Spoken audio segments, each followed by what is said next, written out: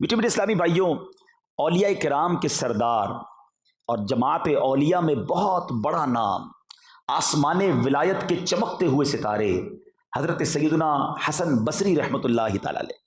آپ کا مقام کتنا برتر و اعلیٰ ہے کہ آپ تابعی بزرگ ہیں۔ آپ نے کئی صحابہ کرام علیہ رضوان کی زیارت کی اور مولا کائنات شیر خدا کرم اللہ تعالی وجہ الکریم یعنی مولا علی سے آپ نے وضو کا طریقہ براہ راست سیکھا۔ اتنی قرب آپ کو صحابہ کرام سے ملا۔ آپ کے بارے میں آتا ہے کہ آپ بڑے خوف خدا والے، بڑی عاجزی اور انکساری والے۔ اللہ پاک نے آپ کی زبان میں بڑی تاثیر رکھی تھی، بڑی حکمت بھری باتیں کیا کرتے۔ آپ بیان کر رہے تھے، امام حضرت حسن بصری اور مولا علی شیر خدا کرم اللہ تعالی وجہ الکریم نے آپ کا بیان سنا اور مولا علی فرماتے ہیں بیان سن کر سبحان اللہ، یہ تو کسی صدیق کا کلام ہے۔ اندازہ کیجیے کتنا بڑا مرتبہ ہے۔ مگر آپ کی زندگی کا ایک عجیب واقعہ جس میں ہمارے لیے بہت سارے میسیجز ہیں۔ ایک مرتبہ آپ نے کہیں جانا تھا تو دریائے دجلہ کے کنارے تشریف لائے اور دریا پار کرنے کے لیے کشتی کا انتظار کرنے لگے۔ اتنے میں حضرت حبیب عجمی رحمۃ اللہ تعالی علیہ، یہ بھی بڑے زبردست ولی اللہ ہے اور یہ حضرت حسن بصری کے شاگرد بھی رہ چکے ہیں، آپ سے علم دین سیکھا انہوں نے۔ حضرت حبیب عجمی آئے، انہوں نے پوچھا حضور کہاں جانا ہے؟ فرمایا دریا پار جانا ہے، کشتی کا انتظار کر رہا ہوں۔ حضرت حبیب عجمی نے کہا اللہ پر توکل کیجیے اور دریا پار کر لیجیے۔ یہ کہہ کر حضرت حبیب عجمی رحمۃ اللہ تعالی علیہ پانی کے اوپر چلتے ہوئے دوسرے کنارے پر چلے گئے۔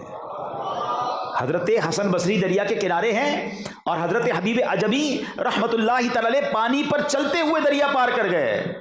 اچھا، حضرت حسن بصری نے یہ دیکھا تو آپ غش کھا کر گرے اور بے ہوش ہو گئے۔ ابھی کمال کی بات سنیے گا، اب ہوش آیا تو لوگوں نے کہا حضور آپ بے ہوش کیسے ہو گئے؟ فرمایا مجھے قیامت کا منظر یاد آ گیا۔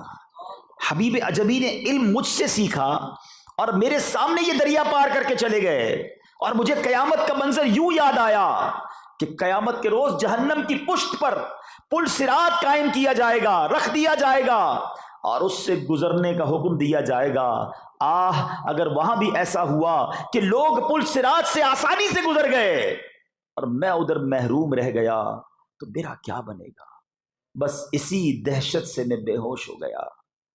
پل صراط ہے تلوار کی بھی دھار سے تیز، کس طرح میں اسے پار کروں گا یا رب۔ اے میرے بیچ اسلامی بھائیوں، ہم بات کر رہے ہیں اولیاء کرام کے سردار کی۔ خوف خدا کا عالم دیکھیں، جن کے پاس نیکیوں کے انبار ہیں، وہ فکر آخرت میں کیسے مبتلا رہتے تھے، کس طرح خوف الہی میں لرزتے تھے، عاجزی کا کیا مقام تھا۔ اگر سیدنا حسن بصری نے گزرنا ہے تو ہم نے بھی تو گزرنا ہے نا۔ ہم میں سے کون ہے جس کی آنکھیں کبھی اس خوف سے بہی ہوں کہ میں پل صراط سے گزر پاؤں گا کہ نہیں؟ کبھی سوچا ہے پل صراط کیسا پل ہے؟ احادیث میں مضمون ملتا ہے یہ تلوار سے زیادہ تیز ہے اور فرمایا بال سے زیادہ باریک ہے، thinner than hair۔ اس سے کیسے؟ اور جو پل ہے نا یہ اندھیرے میں ڈوبا ہوا ہوگا، نیچے جہنم ہے اور لوگوں کی چیخو پکار مچی ہوئی ہوگی، کٹ کٹ کر لوگ جہنم میں گر رہے ہوں گے۔ اچھا، ایسا نہیں ہے کہ اسلام آباد میں ہم کہیں جا رہے ہوتے ہیں، کوئی راستہ جام ہوتا ہے، کہیں کوئی ایجیٹیشن ہو رہا ہے، ہڑتال ہو رہی ہے تو ہم راستہ دوسرا لے لیتے ہیں، ڈی ٹور کہتے ہیں اس کو، کہ یار راستہ چینج کرو، کسی اور راستے سے چلتے ہیں۔ ہمارے سامنے لوگ کٹ کٹ کر جہنم میں گر رہے ہوں گے مگر سب کو یہی حکم ہوگا کہ اسی سے گزرنا ہے۔ دل نہیں چاہ رہا ہوگا پھر بھی گزرنا ہوگا۔ جس نے تیاری کی کہ پل صراط پر ہم ثابت قدم رہیں، اور بزرگان دین کمال کے لوگ ہیں۔ in each and every incident، ہر طرح کے واقعات میں وہ فکر آخرت کو تلاش کر لیتے تھے۔ ہم وہ لوگ ہیں جہاں فکر آخرت سامنے نظر آتی ہے وہاں بھی نہیں تلاش کرتے، وہاں بھی نہیں سوچتے ہیں۔ ابراہیم بن ادم رحمت اللہ تعالی علیہ یہ بھی زمانے کے ولی ہیں۔